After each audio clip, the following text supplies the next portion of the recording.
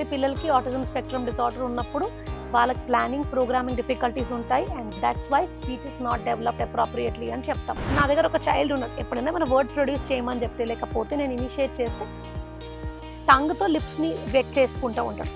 స్పీచ్ని అటెంప్టే చేయరు. నువ్వు స్పీచ్ని అటెంప్ట్ చేయమని చెప్పినా, నువ్వు చైల్డ్ని వర్డ్ ప్రొడ్యూస్ చేయమని చెప్పినా చైల్డ్ ఫ్రస్ట్రేట్ అయిపోయి అరవడము లేకపోతే ఇరిటేట్ అవ్వడం అనేది చేస్తారు. సైన్స్ ఆఫ్ అప్రాక్సియా స్పీచ్ ఏంటి?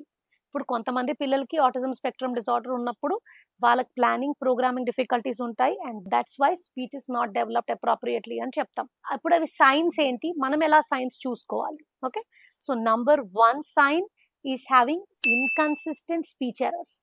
సో ఒకవేళ ఏవైనా వర్డ్ ప్రొడక్షన్స్ ఉన్నాయనుకోండి, డాగ్ని డా అనడం, లేకపోతే బ్లూని బ్యూ, ఏమైనా ఎడిషన్ అన్న చేస్తారు, లేకపోతే మరి సింప్లిఫైడ్గా కూడా చెప్పేస్తారు.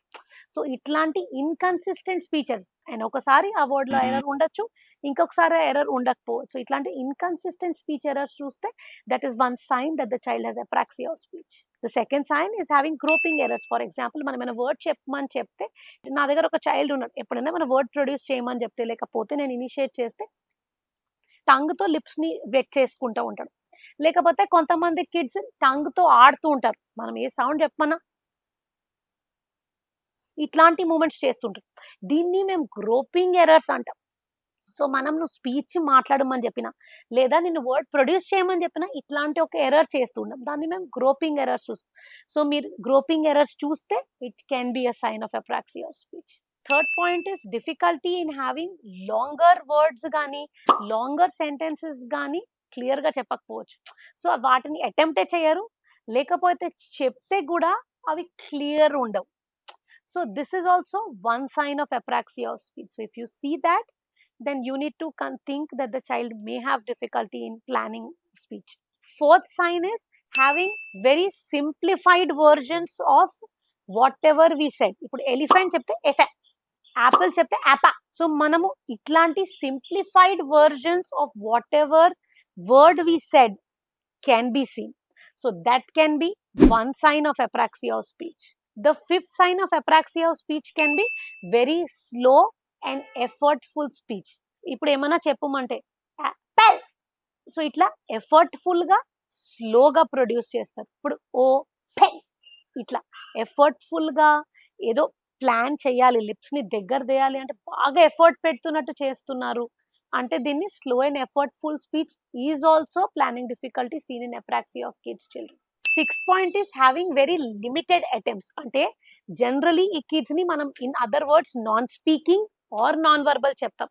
సో స్పీచ్ని అటెంప్టే చేయరు. నువ్వు స్పీచ్ని అటెంప్ట్ చేయమని చెప్పినా, నువ్వు చైల్డ్ని వర్డ్ ప్రొడ్యూస్ చేయమని చెప్పినా చైల్డ్ ఫ్రస్ట్రేట్ అయిపోయి అరవడము లేకపోతే ఇరిటేట్ అవ్వడం అనేది చేస్తారు. So very limited attempts to speech or even having very limited voicing can also be one of the major features of apraxia of speech, which is very commonly seen in children with autism spectrum disorder. Delayed speech and language ఉండడం. ఇప్పుడు ఈ planning programming issues ఉంటే of course speech and language delay ఉంటుంది. So speech and language delay ఉంది and ప్రొడక్షన్లో difficulty ఉంది అంటే ఖచ్చితంగా that can also be 1 sign of apraxia of speech. Non verbal కమ్యూనికేషన్ని ప్రిఫర్ చేయడం. ఇప్పుడు నేను చూపించి చెప్పేస్తే బెటర్ అనుకోవడము రాదర్ దెన్ వర్డ్ ట్రై చేయడం. ఒకవేళ ఏసీ డివైస్ ఇస్తే ఆ ఏసీ డివైస్ ని ప్రిఫర్ చేయడం rather than word production. So the child has difficulty planning, thereby prefers non verbal mode of communication is a very common sign that we see. So when kids come to my clinic and apraxia of speech unnaru, when we are giving prompt and when we are trying to develop verbal language, we support them with AAC and we see parents telling us AAC తో చాలా బాగా communicate చేస్తున్నాడు ma'am, AAC తో needs చాలా బాగా చెప్తున్నాడు, AAC ని బాగా అర్థం చేసుకుంటున్నాడు, ఇది వరకు మాకు తెలిసేది కాదు వాడికి ఇవన్నీ అర్థమవుతాయని, కానీ ఇప్పుడు ఏసీ డివైస్ ఇవ్వగానే అవి బాగా అర్థం చేసుకుంటున్నాడు, అది మాకు క్లియర్గా తెలుస్తుందని చెప్తారు పేరెంట్స్. సో ఈ కిడ్స్ ప్రిఫర్ చేస్తారు non verbal communication because they are unable to plan and program in the brain కి ప్లానింగ్ ప్రోగ్రామింగ్ ఇబ్బంది అవుతుంది అంటే child is not having difficulty. And చైల్డ్కి ఎక్కడ డిఫికల్టీ అవుతుంది అది చైల్డ్ చేయడు, అవాయిడ్ చేస్తాడు చేయడం. So this is 1 way of apraxia of speech. Difficulty initiating even speech sounds బయటికి ఇవ్వాలి, బయట వాయిసింగ్ అనేది కూడా చేయాలి కూడా ఈ అప్రాక్సియా ఆఫ్ కిడ్స్ పిల్లల్లో ఈ డిఫికల్టీ ఉంటుంది. సో ఇది వరకు చెప్పిన. So they are generally called either non speaking or non verbal, even initiating sound. మా చైల్డ్ కి వాయిసే లేదు మేడం, వాయిస్ ఆన్ కూడా చెప్పడు, ఈ సౌండ్స్ కూడా బయట తీయడు అంటే డెఫినెట్ గా చైల్డ్ కి అంత డిఫికల్టీ ఉంది ప్లానింగ్ ప్రోగ్రామింగ్ కి, అందుకనే చైల్డ్ ఆ వాయిసింగ్ కూడా చేయడు. దీన్ని ఒక sign of apraxia of speech. And last point, వీళ్ళకి అండర్స్టాండింగ్ ఎక్స్ప్రెషన్ కన్నా ఎక్కువ ఉంటుంది. సో మీరు చాలా పేరెంట్స్ మాకు చెప్తారు వాడికి అన్ని అర్థమవుతాయి కానీ చెప్పే వరకు వర్డ్ అనేది ప్రొడ్యూస్ చేయడు. వర్డ్ ప్రొడ్యూస్ చేయమంటే బిహేవియర్స్, ఫ్రస్ట్రేషన్, ఇరిటేషన్, వర్డ్స్ రాక కోరుకోవడం, ఫ్రస్ట్రేట్ అవ్వడం, వర్డ్స్ చెప్పమంటే బిహేవియర్స్ అనేది చేస్తారు. ఎందుకంటే చైల్డ్ కి ప్రొడక్షన్ లో డిఫికల్టీ ఉంది. చైల్డ్ ప్లాన్, ఇప్పుడు ఒక సౌండ్ తీయాలి అంటే మనం మోటార్ మూమెంట్స్ ని ప్లాన్ చేసుకోవాలి.